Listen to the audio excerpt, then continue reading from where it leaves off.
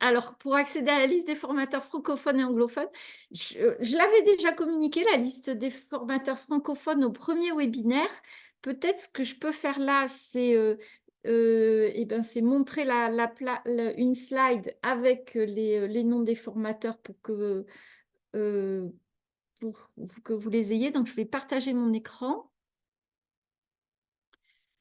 Voilà, je pense que de toute façon, comme on a déjà diffusé l'information pendant le premier webinaire, là, vous avez la liste des formateurs avec leur nom, mais vous n'avez pas leur adresse mail, donc il faudra nous écrire pour qu'on vous donne leur adresse, ou alors vous nous envoyez notre adresse et on leur écrira, comme ça ils pourront vous contacter. Donc on a des formateurs à Madagascar, en République démocratique du Congo, au Mali, au Bénin, au Maroc, au Cameroun, au Burkina Faso et en Côte d'Ivoire. Voilà, donc ils sont en train d'élaborer leur programme de formation pour la seconde phase. Ils sont accompagnés par des organismes ou des institutions européennes qui font partie du programme Copernicus User Uptake de la Commission européenne et qui sont des Copernicus Relais ou des Copernicus des académies. Et ça me fait une excellente transition avec la présentation de Monsieur Farid Traoré, qui est justement un des formateurs au Burkina Faso, qui est voilà, formateur à l'INERA, l'Institut national des études et de recherche pour l'agriculture. Donc, je vais lui passer la parole. Monsieur Traoré? Oui, bonjour Linda, bonjour tout le monde et merci de m'avoir invité à ce webinaire. Alors, il semble qu'on soit pris par le temps, donc je vais essayer vraiment de vous faire cette formation, allez, disons 5 minutes ou un peu plus, mais bon, voilà. OK. Oui, un peu Donc, plus. je vais C'est peut-être couper ma caméra pour optimiser un peu ma bande passante qui n'est pas très bonne. Et donc, je vais vous faire un partage Ah, d'écran. ok. Ouais. Euh, donc, une seconde, le temps de changer d'écran. Oui, je me rends compte que j'ai sauté une présentation, mais on la fera après si Elodie voilà, est d'accord. On va. OK. Est-ce que c'est bon pour mon écran? Oui, c'est bon. On voit bien votre écran. D'accord. Donc, encore une fois, merci. Et donc, j'ai la charge, en fait, de vous faire une présentation sur, voilà, un peu les services Copernicus qu'on a vus au cours de la formation et puis vous parler de cas d'utilisation. Mais c'est surtout, en fait, de vous faire un retour d'expérience quant à la formation que nous avons reçue et quant aux perspectives, en fait, d'après-formation.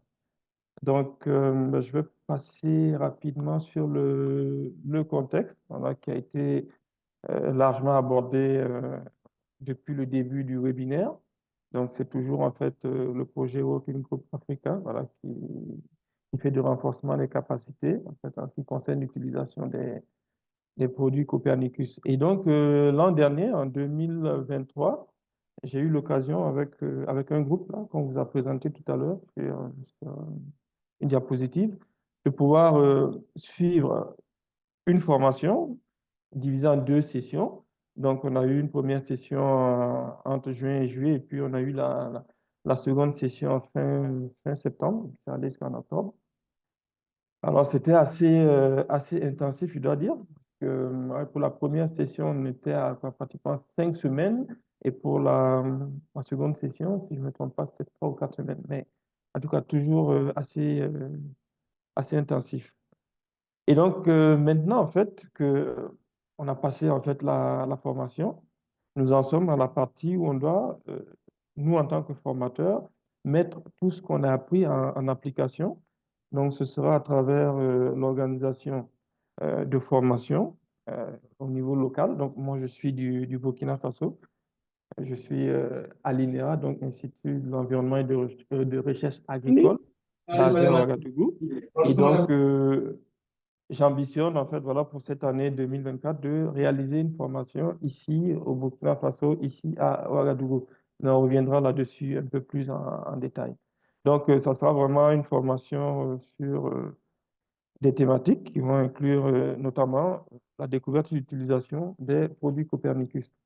Alors, je me permets de faire une toute petite parenthèse ici. Pourquoi? Parce que euh, moi, personnellement, j'avais beaucoup plus utilisé en fait des produits de la NASA.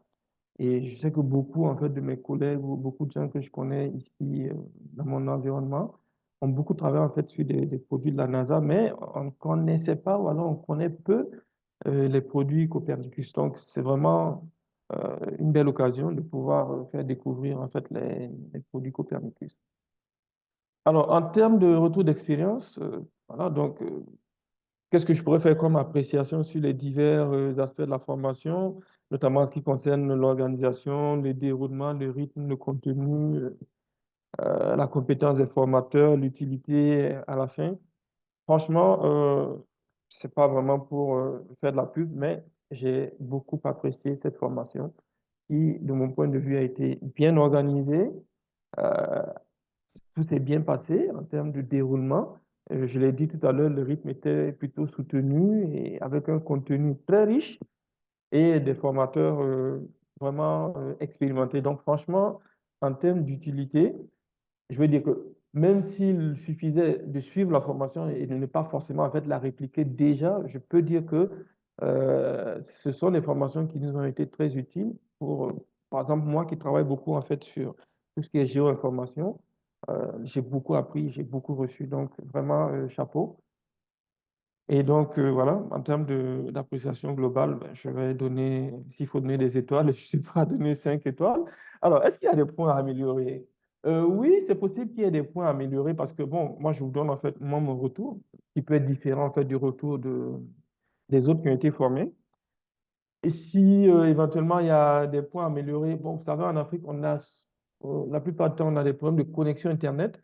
Et vu que ce sont des formations à distance, donc je pense qu'il faudrait peut-être se munir d'une bonne connexion ou d'être dans un environnement où on a une connexion assez stable.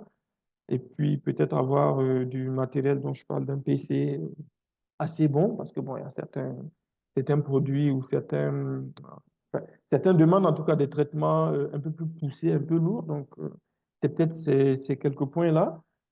Sinon, je vois difficilement d'autres choses à améliorer. Je disais que le rythme était soutenu parce que vous devez quand même être disponible pour la première session, par exemple, sur 5 semaines.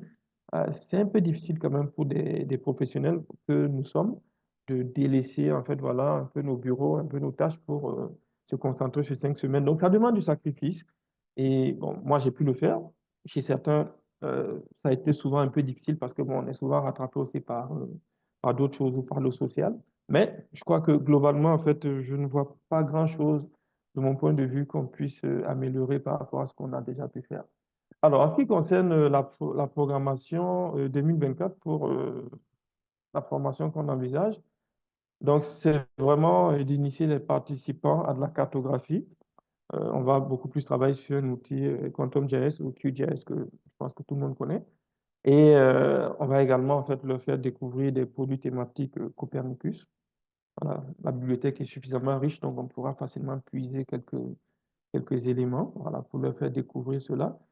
Alors, le cadre, c'est quoi, en fait? Le cadre physique et puis les cadres, en fait, ou les personnes, ça sera des cadres de l'INERA, premièrement, donc de la structure. Donc, voilà, pour une fois, le cordonnier, les fils du cordonnier ne sont pas les plus mal chaussés. Et puis, on aura également des institutions, des personnes issues d'institutions publiques en charge de l'eau et de l'agriculture, toujours au Burkina. Donc, les thématiques, ça sera eau et agriculture.